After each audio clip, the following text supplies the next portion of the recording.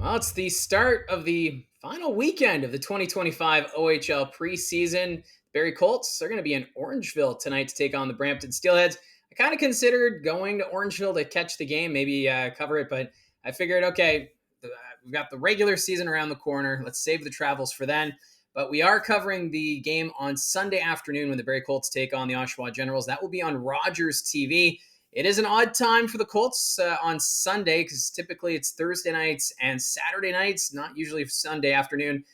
So they're trying something a little bit different here on the preseason. But the Rogers TV crew will be there to cover the game. And just another test to get ready for the 2025-26 OHL season. Now, this weekend, a lot of NHL prospects are at camps. So this is a chance for a lot of the rookies and younger players to give that final impression for coaching staffs to try and make the roster for the opening night, which is next week. And I just wanted to highlight some of the standouts from the preseason so far. Obviously, with the stats and the results, you can take it with a grain of salt because it doesn't really affect the regular season. But there are some signs here that these could be some players that may be in for a pretty good season once the games start to matter. Starting off with the leader in goals, it's Timo Zhilkin of the Saginaw Spirit. In just 3 preseason games, he's posted 6 goals, so not too bad for Zhilkin, as he'll be counted upon offensively with the Saginaw Spirit team going into this season. With 4 goals after that, you've got a list of players here. We got Julian DeMiglio of the Brampton Steelheads, Logan Howery of the London Knights. I expect him to have a big season for London. Cooper Dennis from Brantford, Liam Greentree of the Windsor Spitfires, also with 4 goals. I expect him to have a big year for the Spitfires. And then Jeremy Freeman of the Brantford Bulldogs, also with 4 goals to his credit. And then when you look at the points, leading the way in that category with 7 would be Dima Zhilkin of the Spirit with 6 goals and 1 assist. Julian DeMiglio and Logan Howery both have 4 goals, 3 assists for 7 points. And then Gabriel Sherratt, he's been having a really good preseason for the Steelheads. 3 goals, 4 assists, good for 7 points. And it's very interesting to see that the 2 Steelhead players, both with 7 points, they've kind of benefited from one another playing on the same line, getting assists on each other's goals. But of course, with the Steelheads, a lot of players moved out during the offseason. So it's good to see that there's players here that are standing up, especially a guy with Sherratt who's got that experience in the OHL. He'll be counted upon this season, and we're seeing some early success, at least here in the preseason. Now, when you look at the team overall records, it's hard to really judge how things are going because not every team plays the same amount of preseason games. At this moment in time, the Sioux Greyhounds, they've only appeared in 2 preseason games along with Flint and Windsor. And then you look at the other end of the spectrum, Brantford, Guelph, they've played 5 games. So it's quite the difference in schedule. But when you look at the overall records, the Brantford Bulldogs are having a solid run. They have a 4-1 record, followed by the London Knights, who are a perfect 4-0. So Brantford and London having a lot of success. And then rounding out the top 5 in top records, the Guelph Storm, they're 3-2 in the preseason. Kingston, a perfect 3-0 so far. And then the North Bay Battalion, 3-1 is their record so far. And then at the bottom, the teams that have struggled here so far, the Sarnia Sting, and this one surprises me a little bit, 0-3-0-1 is their record. So obviously, Chris Letang and the coaching staff have some work to do to get this team off to a better start for the regular season. And then Saginaw, they're still looking for their first win despite the success from Zhilkin. They have an 0-2-0-2 record. And the Oshawa Generals and Erie Otters, both at the bottom of the overall standings with a record of 1-3. So those teams all have some work to do here as they get ready for the final weekend of the preseason.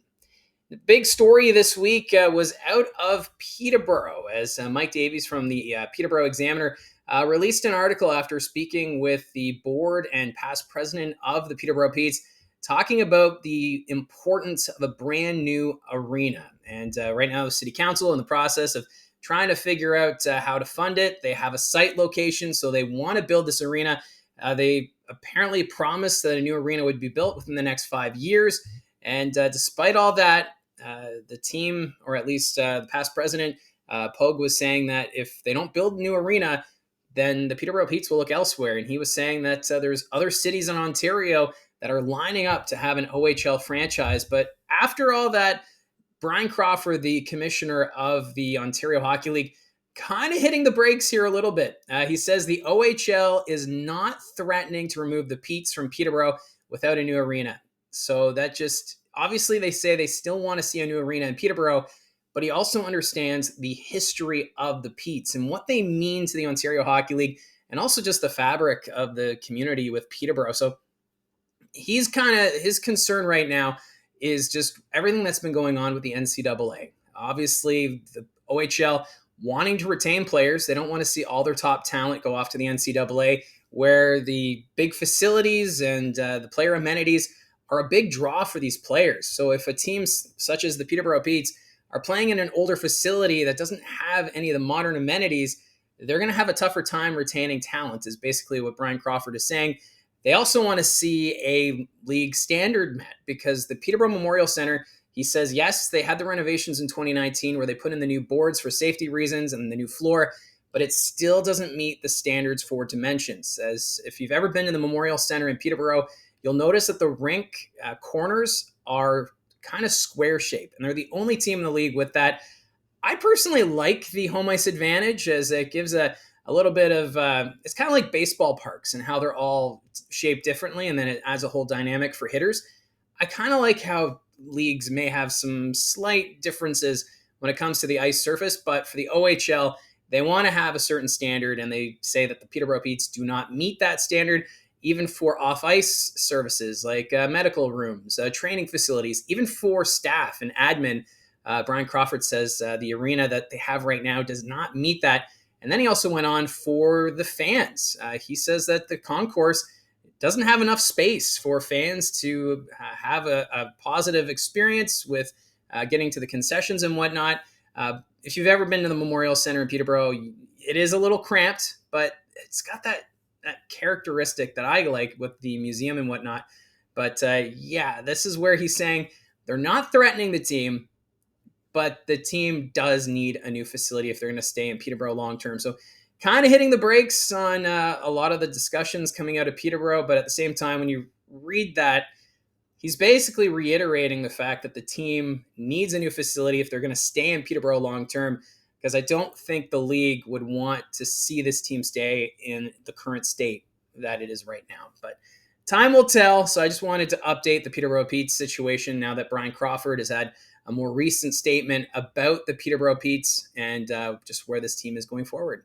Now, there have been some signings, so we'll touch on that here. The Kitchener Rangers, they've signed two players. First, Tommy Cutt. He's their 44th overall selection in the 2025 OHL Priority Selection. Mike McKenzie, the general manager, really excited with what he's seen with Cutt so far.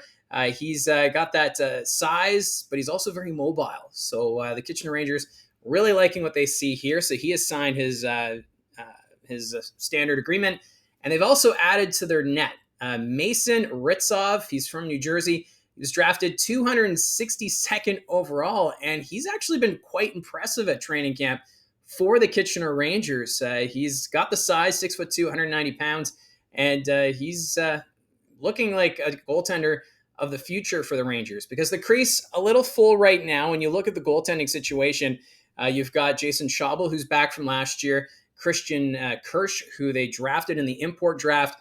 He's expected to come over back from the San Jose Sharks, but he's from Switzerland, so he's probably going to play for the Swiss at the World Juniors, which means they will need another goaltender, and that's where Ritsov will likely come into play here as the backup to Schaubel over the winter, over the World Junior break.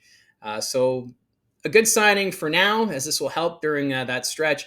But Mike McKenzie also saying that Ritsov, a solid goaltender, and really likes what he sees, especially for the future. And finally, the Flint Firebirds, they have been busy with three signings. They've signed three forwards. I'm just going to list off the players here. Braden Lapalainen, he is signed along with Carter Beauchesne and Chase Hull. So the Flint Firebirds busy over the last 24 hours as they're filling out their roster, getting the talent ready for this upcoming season. And I'm sure we'll have some more signings to announce over the next few weeks. I'm also wondering, when are we going to start to see more trades as these rosters start to get a little more finalized? There's been rumblings with some of the top-end teams like, say, Windsor, Brantford, Kitchener, London. There's been some rumors around those four teams, but we'll have to wait and see where it all goes from here. But that's how I see it from the booth. Thank you very much for all your support. I noticed that over the last few days, we've been getting a lot of subscribers. We're almost at 1,000, which blows my mind. So I just want to say thank you for all those who have clicked subscribe. Appreciate all your support. And don't forget to hit like and subscribe, and we'll talk to you again soon.